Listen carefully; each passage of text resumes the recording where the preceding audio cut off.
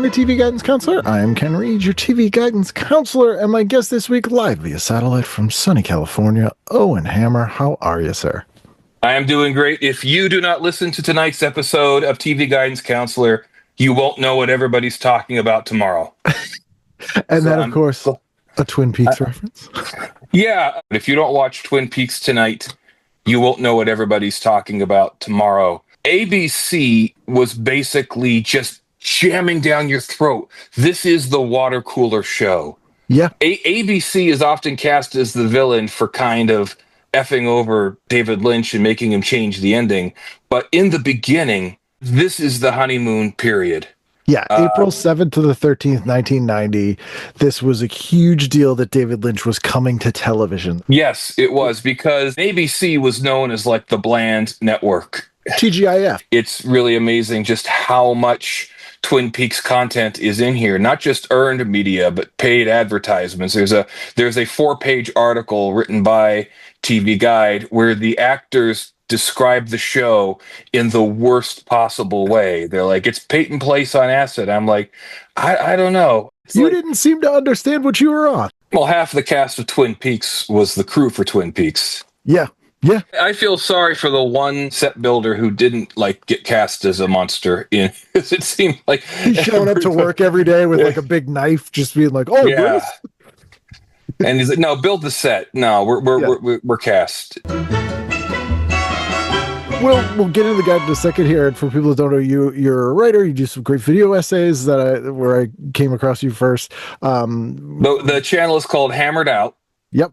And it's very simple. I explain cryptic films and TV shows. Yes. I give the no bullshit, concrete explanation. I'm not going to tell you that it's all about Jungian archetypes or it's all about Aleister Crowley's mysticism or something. First thing I do is I research the filmmakers, what they were trying to do, where it could have gone wrong. I don't assume that what you see is what was intended by somebody. Like, oh my God, those continuity errors in The Shining are continuity errors. That was the first thing I was going to say. And the fact that all of his movies have dumbass continuity errors, and most films at the time have dumbass continuity errors, and the fact that the set burned down and they had to rebuild it and reshoot everything, there is no way that film couldn't be full of continuity errors. And people didn't make films for film nerds then. He wasn't making a film expecting everybody to watch and rewatch and look at every frame and whatever like people do now. And yes, and that was the most refreshing thing about your channel, and specifically the Shining video. It really resonated with how I feel about that when I was watching, was it Room 237, that documentary, and I was like, oh, these are all just crazy people projecting things that aren't in this on this. And these are all garbage. All of their theories are garbage. This is nonsense. The key is don't project yourself onto it. You know that I was inspired by Twin Perfect, the YouTube channel that made the 4.5-hour Twin Peaks video. Which is so good. It is so good. The second that you and I said it's so good, half of your audience just clicked off. And I apologize for all that, because the Twin Peaks viewership was split when this video came out. People like you and me are like, oh my God, at last I understand it. And half the people saying, I hate this guy. He was basically so relentlessly bullied that he just went into self-exile. Twin Peaks is the first show I recall that was a sort of cult hit. I'm making air quotes because it was a huge mainstream hit. Yes. It's sort of an examined cult weirdness hit show that everybody discussed theories and had ideas. And this was in the VCR age, especially, where people would tape it and watch all these things that we take for granted now, how everything is that now. If there could be the dumbest movie. Do you know how many people think that there is a ghost in Three Men and a Baby? People think that there's a ghost in Three Men and a Baby. Half of them think that there was a subplot about a ghost that was cut out. Yeah. As crazy as that is, that's still better than the people who think there's a real ghost who haunted the picture somehow. So with Hammered Out, I come up with a model of what the filmmakers were trying to do, who was in charge, who had creative control. Basically, I'm trying to read the Dead Sea Scrolls, like Right. the way that, like religious texts, you have to figure out who was the author. This is from the book of J, this is from the book of M. Then I look at the text. Hey, I actually watched the movie. That's a great way to understand a cryptic movie, is to watch it, because people are saying, like, well, I zoomed in on this frame and you can see it's a Playgirl. It's like, have you watched the movie? Yeah. You know, Rossler points this out in the Twin Perfect one, and I think it's the best example of everything that we're talking about here, is the scene in Fire Walk with Me with Kiefer Sutherland, and he's in the sheriff's office and he's adding up every single thing and how much it's worth. And Yes. that being the people who are missing the point of Twin Peaks and looking at every single detail and adding up the value, and it means nothing. You know, Agent Desmond, I figured this whole office, furniture included, is worth $27,000. If you doubt the TV and film metafiction theory of Twin Peaks, if you're one of those guys who thinks it's about Jack Parsons' mysticism and Freudian psychoanalysis, and Laura Palmer is the 10th avatar of Vishnu, Kalki, and all that stuff. At the beginning of the movie, David Lynch plays a director who is telling two investigators how to interpret all these weird clues that he has put into the scene.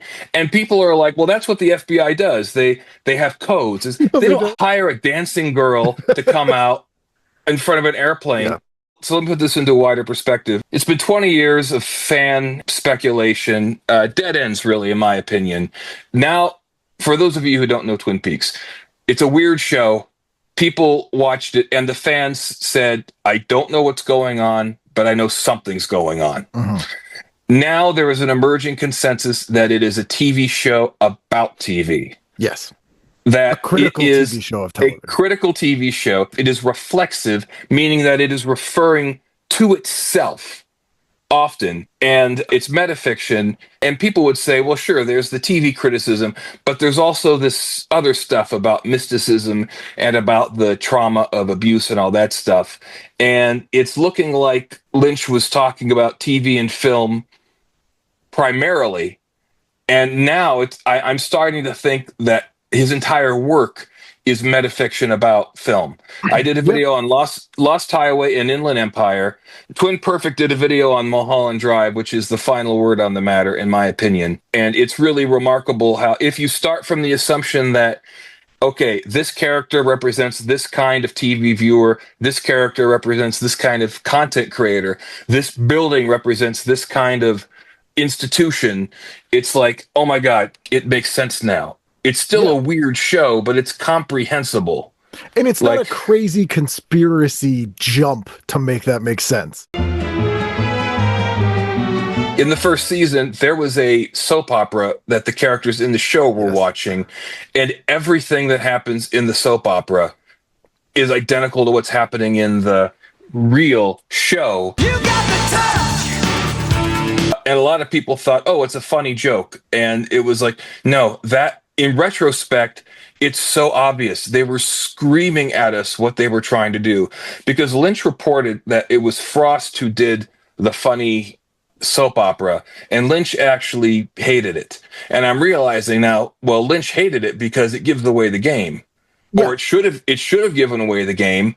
I mean, in 1990, none of us were thinking, oh, the whole series is metafiction. That should have been such a big clue. Yeah, the soap opera within the show, which I think is lost on a lot of people younger than us, because it's so over the top and seems so silly. But if you watched soaps at that time, it's not that different. Yeah. From a lot of stuff that actually aired. So it seems really strange if you don't have that context. But yeah, it's basically like crib notes running alongside the screen, or like subtitles almost explaining what's going on. And let's also remember, there is a scene where Sheriff Truman says, Morning, Lucy, what's going on? And Lucy starts telling him what happened on the TV show. Thanks to Jay, Jared decided not to kill himself. and he's changed his will, leaving the towers to Jade instead of Emerald, but Emerald found out about it, and now she's trying to seduce Chet to give her the new will so that she can destroy it. Montana's planning to kill Jared at midnight, so the towers will belong to Emerald and Montana, but I think she's going to double-cross him, and he doesn't know it yet. Poor Chet. And Truman's like, what's going on here? I've done 3 videos about Twin Peaks with more coming. Oh, nice. This is not my full-time job. I can make like 3 or 4 of these a year. It's a lot of work to do a good one. Like, I can't even fathom pulling the clips and structuring and all that stuff is beyond my comprehension. Well, I've gotten comments from people who say, well, this sucks and you're wrong, but... Well, yeah, it's on the internet. Good job. Like what? They're just like impressed that I was able to that I put all the work into it. Yeah. And then like random stuff from neo-Nazis that like, there's a guy who apparently thought I was black who said these racist things to me. And I guess he thinks like Hammer is a black name or something. And I'm just imagining like MC Hammer saying to his manager, now that I am literally the most successful hip-hop star in the world, I think I'm going to do a series of videos explaining cryptic films and talk with the voice of a white, middle-aged, autistic man with sinus damage. Proper. It's an interesting model in that, again, like, I think the day and age that we live in today, there's an odd thought that everybody's interpretation or everybody's opinion is valid, and that's not true. Well, like every person is valid, right? And everybody's experiences should be taken seriously. Yes. But if you say I don't feel like vaccines work, then shut the fuck up. Yeah, that's not true. Have stepped past it. People are constantly being told that they are not valid as a human being. So they become defensive, and now if you have a different interpretation of a TV show, they blow their top. Right. It can't be that, because that's not what I think. And it's like, well, you can enjoy it for the reasons that you enjoy it, but there is like when a person writes a song, they have a very specific thing that song is about. And songwriters often won't say, because they're like, well, I don't want to ruin it for other people, and but that doesn't mean that that song isn't about a specific thing. They feel like if there is a definitive answer, it invalidates their experience watching a thing. And that I don't know how we get past that. And that definitely seems to be something that is sort of in the internet age, a combination of that and very black and white definitives. Like, if you don't like this, you're wrong, or this is the best thing ever, the worst thing ever. It's so weird to me how people have such an extreme reaction to what other people think of a piece of media. Like, you could still enjoy however you want to enjoy it. If I don't like it, that's fine. It's very weird. And when unless they like the Star Wars prequels, that's where I draw the line. That's when I say I cannot take you seriously. You may as well wear clown makeup. Fair enough. I went to Northwestern Film School. The first episode of season 2 was on in the television room. There was one television for the whole dorm. So that meant I was watching Twin Peaks and Star Trek The Next Generation. Everybody's like, Owen, get in here. You got to watch Twin Peaks. And even though it was episode 9, I was blown away. And the people who had watched the previous 8 episodes were like, what? So then I had to go and find people who had the first season on videotape. I think they were like making more money than the drug dealers in the dorm. I watched them in the order that someone could get them to me. So I'm watching this confusing show out of order. I'm doing everything wrong. I've since seen it multiple times all the way through, but I was so impressed. Then episode 15, when they revealed who the killer was. And then it's this remarkable downslide. Because you've got a show that is weird for a good reason that turns into a show that is weird for no reason. Making the show not understanding what was good about the show. You could argue that Lynch should have explained to everybody what was going on, because I get the impression that Lynch was playing everything so close to the vest that, except maybe Robert Engels and Mark Frost, people didn't understand what he was doing. But the first 15 episodes and the last episode when Lynch came back, and the movie and the return follows this very strict symbolic logic that is broken. And even if you don't know what the symbolic logic is, you can tell, now I'm just watching crap. Yeah. And all of those people who made the 14 non-Lynch episodes, they've all done great work before and after Twin Peaks. They were put in an impossible position because it was never supposed to be a traditional murder mystery where an established character is proven to be the killer, the end. Which, when you think about it, is a pretty crappy story. Yeah. Because, first of all the possible outcomes are limited to the finite number of established characters. Also, in season 2, it's very clear that Bob is the killer. Yeah. That is unambiguous. So you'd think the audience would have said, okay, even though there's a lot of mysteries left to understand, we know who the killer is. But they didn't accept that Bob was the killer. And because ABC was determined to have an established character be the killer, this idea that Bob is an inhabiting spirit kind of evolved. And in a story that you're supposed to be taking literally, a disembodied ghost-like figure can't be the killer, but he can be the killer in Twin Peaks. Unless he's the ghost in Three Men and a Baby. Which yes, actually, that was that was the origin of Bob. After coming out of the nuclear explosion, he went to Three Men and a Baby, and then wouldn't leave Gutenberg alone.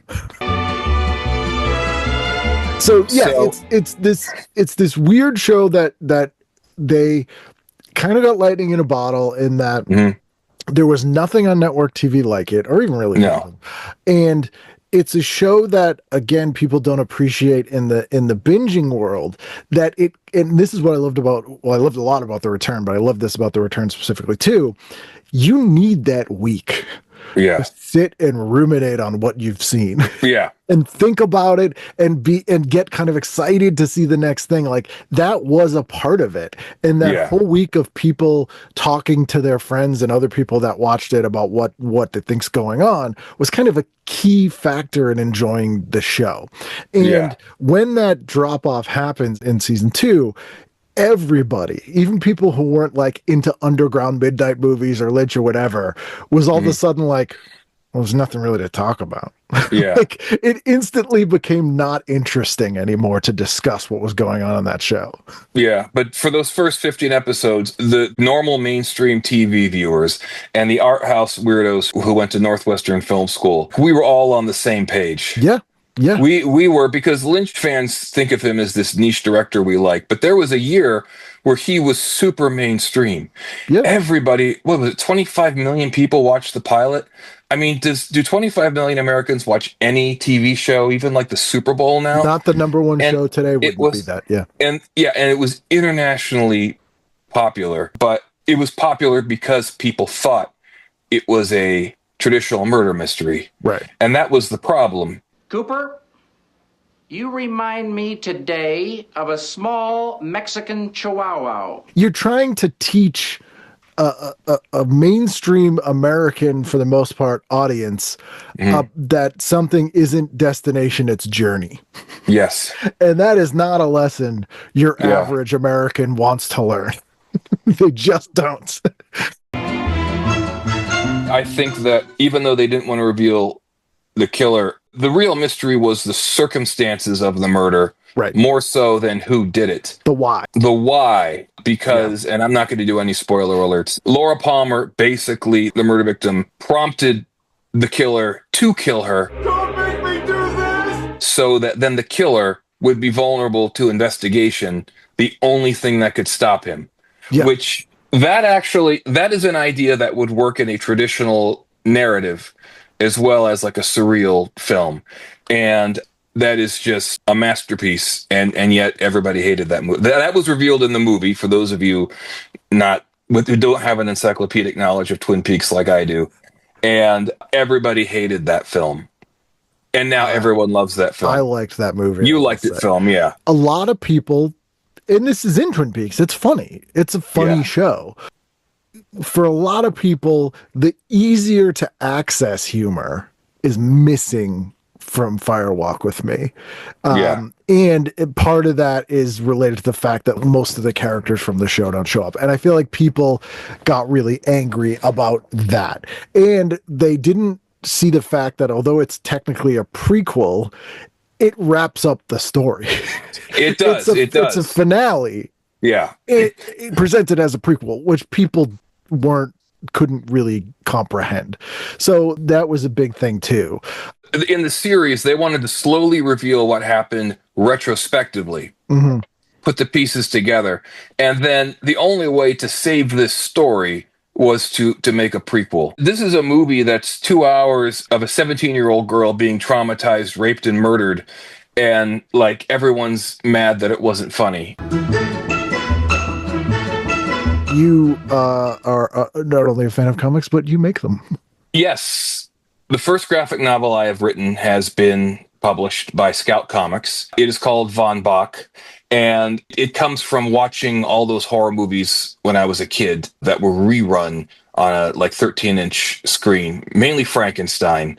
To shock women into uncontrolled hysteria. The artwork is by Mariano Navarro and Hernan Cabrera, who are two amazing artists. They're too good to be drawing a book written by a first-time writer. I'm very lucky to have them. It is about a undead monster who sues a movie studio for defamation for making a horror movie about him. And it is a satire of mass media society and the phenomenon of Hollywood showing you as they see you and nobody knows who you are.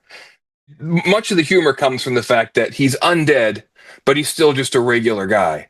But these high-strung Hollywood people, they're the freaky ones. And he's basically winning the lawsuit because he seems so reasonable and everybody else seems just so bizarre. I think it provides a commentary on the entertainment business and celebrity culture, because here's a guy who does not want to be a celebrity. In the 19th century, he built a device to help with surgery, and he was murdered, and they tried to bring him back to life, and he came back as a Frankenstein's monster. If you haven't figured it out, this is all based mainly on Frankenstein. It's also about how stories change over time. So it's a very, there it is, Von Bach. You got the touch! The publisher calls this the Scooby-Doo cover. I was going to say it's a very Scooby-Doo looking cover. If people like the stuff we're talking about, listen to this show, it's sort of a piece that it's thematically similar. You will enjoy Von Bach. Yes, it is. It's also funnier than Twin Peaks. I don't know if I can say that or not, but yeah. Well, hopefully it depends on your sense of humor. Well, it's funnier than the movie. Yeah.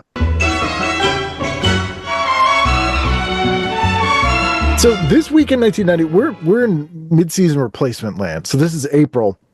So mid-season replacement land is a very odd time in the old traditional season of television, in that we get all these sort of weird shows. They either didn't greenlight for the fall because they were I don't know, or they You mean A Family for Joe and Family Help and Carol and Company and Normal Life and Sydney? Yep. And The Marshall Chronicles and Equal Justice? Yeah, and it's very rare that a mid-season replacement goes on to be a beloved long-running show. This is the first of many, many pieces of content about Twin Peaks. Who murdered the high school homecoming queen? Who's plotting to gain control of the local sawmill? Who is that strange woman always seen carrying a log? And I thought it would be so funny if just all the answers were printed upside down. Yes. Answers on page 12. So then we get the big article on Twin Peaks, and it's sort of presented like a clue game. They've put little cards for the people, and it's not explicitly a clue game, but they've sort of done a guess who kind of board game thing. It's the key players in the series. They were selling it as really weird, bizarre. They mentioned Fellini, Kabuki-style Peyton Place is what Michael Onkine said. I'm not entirely sure I know what Kabuki is, and I know what Peyton Place is, but I'm not entirely sure. Dana Ashbrook says it's Happy Days on Acid. And he is the person I would have guessed said that. Yeah. Yes. And says, imagine Richie Cunningham contemplating suicide and the Fonz is a drug dealer. See, nowadays, when the actors are being interviewed, they're just reading the very precise lines that the studio gave them, and that makes for like a kind of a lifeless interview. But it's in reaction to this. Yeah. The way they're explaining it, I think, is very bad. Oh, yeah. They're not like blowing spoilers, but they're just like giving away too much information that is not helpful to the show. Yes. Like whether it's relevant or not, or they think it is. It worked, though. I think the number was 25 million people watched it. And David Lynch never before and never again had this much commercial success. Most of these actors never had this success before or after Twin Peaks, and a lot of the crew members as well. Yeah, probably the biggest stars to come out of Twin Peaks, like before they were stars, is like Heather Graham and David Duchovny. And Billy Zane. Yeah, and Billy Zane. Like, not the people you would guess. And Laura Flynn Boyle, who had a huge career. True. Yeah. Yeah. Studios didn't understand why this was a big hit. They didn't, like, other networks didn't get it, and no network or no sort of media executive likes to take a chance. So they like to sort of reinvent the wheel every time of something that's already popular, but they never realize what it is about the thing that made it popular. So we got a lot of shows greenlit in the wake of Twin Peaks, and some of them were amazing, but the reason they were amazing is the show creators Trojan horsed them by kind of presenting this is like Twin Peaks and then making the show they wanted. Like Northern Exposure is a very good example of that. Have you exposed yourself to the hottest, coolest show on television? Yeah, I understand that Wild Palms got greenlit because of the early success of Twin Peaks. Yeah. But what's interesting about Twin Peaks is there was never a show like it before. There was never a show like it after, except for Twin Peaks: The Return. And in cinema, everybody who says, I'm going to be the next David Lynch, they make a movie that's weird and boring. It's insincere and boring. Yes. You know what? You said it better than I could have possibly said it. Yeah. Because Lynch doesn't just do stuff that's weird. He does something very, very smart and calculated. And the end result is weird. And one of the things I complain about a lot in general and a lot on this show too is sort of the moneyballification of art. They're like, we got all the data and the numbers here, and people like this, this, and this, and if we do this, this, and this, they'll act this way. And it's like, that makes absolute boring garbage. Because if it doesn't take that polarizing risk, the people who hate it a ton, there's not going to be the equal opposite amount of people who love it a ton. But it was a complete fluke that Twin Peaks was this massive hit, like across all kinds of different people, which was so strange. Well, actually, you said it's a fluke. I would say that the calculating approach to TV worked for them, because the calculation was, we're going to sell people on the idea that this is a new kind of show, a weird show, a different show, but something still accessible. I think that Lynch was going off in Lynch world, and Mark Frost was kind of reining it in. And that was the perfect combination to make this. Frost was not part of Fire Walk with Me. Right. And while you and I will say it's a great film, like it's missing mainstream that audiences, grounding. Yeah. It's missing a sense of fun. Which is good. It shouldn't be a fun film, but ABC said put these two together and they'll make something great, and they were right. You know, Bob Iger was right. He made a good calculation and then said, "Great, I made this great show. Now I'll ruin it. I'm a genius. I can do anything right." Yeah, it's in sort of not having that humor in the movie is sort of the point. When we sort of dismiss somebody's life as a human so that they can just be a plot device or fodder for entertainment, it's wrong. And that's not what we should be doing. And clearly we have not learned that lesson as a society. All these murder mysteries are out, some of which are actually in this TV Guide edition, and somebody dies and the case is solved, and that's it. And this person died for our entertainment, and Lynch thought that was actually pretty freaky. By the way, I like a murder mystery. I don't think it's freaky. I think that Rossiter had like extracted Lynch's petty grievances, Lynch's weird ass ideas, which have some merit, but to be angry at murder mysteries is a little bit weird. But that's why his analysis is so good, because he's not bringing his ego into it. He's like, what is David Lynch's ego? And people criticized my analysis of Lost Highway because my thesis is that Lynch is making a movie about why these violent films in the mid-90s are all garbage. Yeah. And it's about his petty grievances. And people are like, this is a movie about life and death and time and mysticism and God and delusion and dream and fantasy and everything like that. And it's like, well, yeah, that's why Lynch is a genius. He takes his dumb, tiny little grievance and turns it into something great. Right. Lynch on several occasions has said he doesn't explain his films because that makes something big into something small. Yeah. And I think that if you are interpreting Lynch and you land on the seed of his work being something relatively unimportant but would be important to Lynch, you're probably on the right track. Yeah. If you're saying it's about the reincarnation of Vishnu, you're probably on the wrong track. And also, he's into TM. I'm sorry, this is a little bit tangent. People who talk about Eastern mysticism in Twin Peaks, they think that there's one thing called Eastern mysticism, because there's Lynch's beliefs, which, by the way, I think are dumb. There's Hinduism, and then there's Tibetan mysticism, which I think is Zen Buddhism, which is supposedly Cooper's belief system. And they're three different things. There's 100 essays where people get a superficial understanding of Hinduism and say, aha, that's what's going on. I'm like, David Lynch was not a Hindu. Lost Highway, to me, I'm like, Lost Highway is basically David Lynch going, you know, kind of sucks, Quentin Tarantino. Yes, like, basically, that's the thesis of that movie. Yes, it is. Now, did you come to that conclusion before you saw my video or after? I did, yeah. Yeah. Okay. Although you really reinforced it. Yeah, because a lot of people, I think subconsciously, they're like, I think this movie is about why violent movies of the mid-90s are really shitty. And I think you are like kind of subconsciously picked up on that. I didn't pick up on it until I went through 100 different iterations.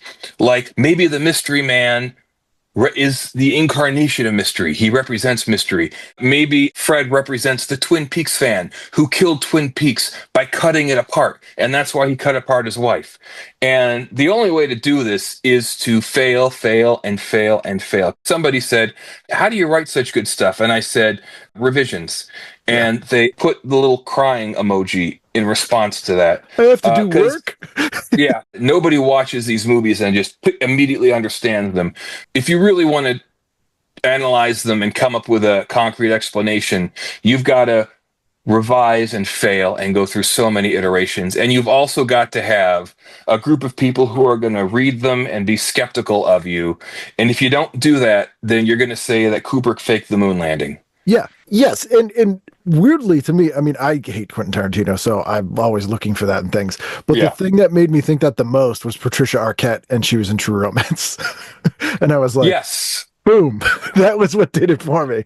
Where I was like, that's gotta be it. It's gotta be it. And there are three cast members. You got the touch! There are three cast members playing a character identical to a character who died in a shitty violent film made by Quentin Tarantino or Oliver Stone or both of them. Mm-hmm. That can't be a coincidence. Yeah.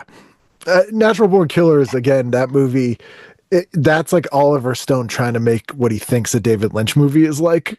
Yes, I think you're right. Yeah. You know, I don't even believe that anybody's plagiarizing Lynch, because people say that Tarantino plagiarized Lynch with the script for Natural Born Killers. I'm like, it's a shitty movie. Yeah. Like if he plagiarized someone, that's like secondary. Plagiarism is very forgivable if you do a good job. Like people will say Macklemore and Kesha, these white artists ripping off black artists, they're so terrible. But nobody criticizes the Beastie Boys or Third Base because they're good at it. And I will say Quentin Tarantino did whole-scale plagiarize City on Fire for Reservoir Dogs. I could talk about Lynch forever, and I think that I am right now. Check your media player. The time code is switched to geological time. So this is April the 8th. This is the 2-hour premiere, 9 to 11, the pilot, episode 1, even though some people number it episode 0 and have the first episode being episode 1. And I'm like, guys, why are you making everything so hard? If I had started watching it, I would have been obsessed. I highlighted Murder, She Wrote, not because I watched it, because my mother was addicted to it. And it was on right before Twin Peaks. And my mother was under the impression that it was like a companion piece to Twin Peaks. And she tried to watch Twin Peaks with me one time. And I remember I said, "Are you enjoying it?" She's like, "No, but the cat's asleep on my lap." We had a black and white cat named Frisky. So he's like, "So I'm going to keep watching." And then that scene where Bob comes around the corner and it looks like he's going to climb out of the television. Yeah. And my mother picked up Frisky, put him on my lap, and left the room. And again, a lot of people were interested in Twin Peaks because people who love murder mysteries were genuinely excited about a long-form murder mystery. Yeah. Where we're not going to reveal the killer. It's not going to be a new victim every episode. In fact, Andy's crying was in reaction to the fact that people don't have an emotional reaction to the murder. Right. This person's death doesn't matter in those shows other than being a plot. Yeah. Yeah. My favorite thing that I realized here is that the lead-ins on ABC to Twin Peaks are America's Funniest Home Videos, and then immediately followed by Twin Peaks. America's least funniest murder victims. David Lynch brought a cow and a marching band to publicize Inland Empire. I was there because I lived in the apartment across the street from it. And I looked out my window, and I have witnesses to this. And I said, "Is that David Lynch with a cow and a marching band?" And then I said, it could only be David Lynch with a cow and a marching band. Of course. And that was the only time I ever talked to David Lynch. That's a good time, though, to talk to him. Like, it was, yes. That's better than like he was picking up his dry cleaner or something. Stay out of trouble. And then reviews extends the boundaries of network television, says GQ magazine. The series that will change TV says something called Connoisseur magazine. It's a 2-page spread. The mystery begins tonight. Who killed Laura Palmer? What's the FBI doing there? The first question answers the second question. Certainly does. Who videotaped Donna and Laura in the woods? Now, the TV metafiction, the first episode relies heavily on that videotape of Laura Palmer, filmed on a non-existent professional video camera, not a consumer camcorder. After Laura Palmer dies, she exists as entertainment on media. The videotape of her exists as entertainment on media. The audio tapes that Dr. Jacoby has is entertainment on media. The stories that Harold Smith transcribed, he's still reading those. She continues to exist as entertainment on media for him. And I'm like, how did it take me 30 years to work all this out? These characters like Laura, she's alive via all these other people's experiencing her through all these other media. She's sort of outlived her use as a plot device, like she would be in a Murder, She Wrote, and has become something else. I have to say, it was fun reading through it just to see how a lot of these shows have fallen into obscurity, and then Twin Peaks. Yeah. Because except for Seinfeld and a couple other things, this is a document of ephemera and Twin Peaks. This has been actually a pretty interesting experience and an opportunity to talk about one of my favorite subjects. Like I said, I could talk about Twin Peaks for hours, and I believe that I have, and I will again. Yes, indeed. Well, thank you so much for doing this. Again, I'll put links to the comic that people can buy it. Yes. Excellent. Well, thank you so much. I'm so glad we had time to do this. And as I said, I've loved all the stuff you've been doing. So keep it up. This was fantastic, and I'm so glad you have had me on, and I hope that I can be on again. I'm guessing that the theme music is starting to fade up in the background, but I can't hear it on my end. Do you want to have me just keep talking and slowly have me fade out so we don't have like an awkward bye?